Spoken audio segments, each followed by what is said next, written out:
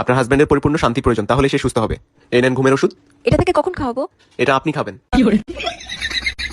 বর্তমানে একটা সংসার সুন্দরভাবে চালাতে হলে একটা হাজবেন্ডের স্যালারি প্রতি মাসে কত টাকা হওয়া উচিত? ভাইয়া, একটা স্ট্যান্ডার্ড লাইফ লিড করার জন্য যতটুকু প্রয়োজন অতটুকু অ্যামাউন্টটা যদি আমাদেরকে একটু বলতেন। অ্যামাউন্টটা 2 লাখ 2.5 লাখ। 2 লাখ 2.5 লাখ। তাহলে যারা মাস শেষে 20,000 টাকা বেতন পায় তারা কি করবে? আপনাকে কি তারা বিয়ে করতে আশা করতে পারে না? না ভাই, পারে না। অভাবটা বেশি টের পাই। একা রুমে বসে শুধু একটা মনের মানুষের শূন্যতা অনুভব করি। তো তুমি কি আমার এই শূন্যতা দূর করতে পারবা? তাহলে আমাকে মেসেজ দাও।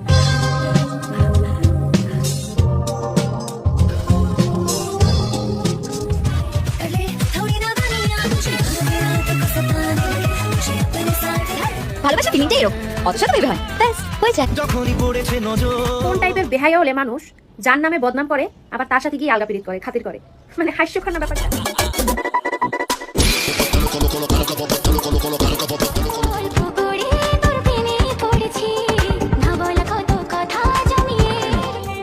তোমার বাচ্চার দায়িত্ব আমি, তোমার দায়িত্ব আমি না। যে তোমার আটটা ধরছি কোনোদিন ছাড়ুন না। বিয়ে করবো মানে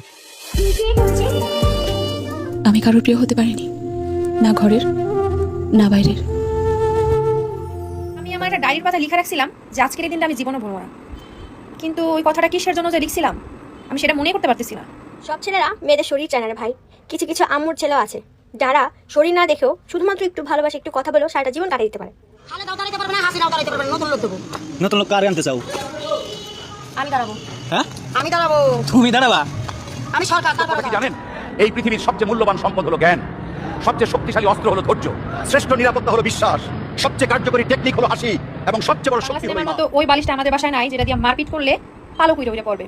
আমাদের বাসায় একটা বালিশ আছে যেটা দিয়ে একটা বাড়ি মারলে সে আর সারা জীবন ঘুমিয়ে থেকে উঠবে না।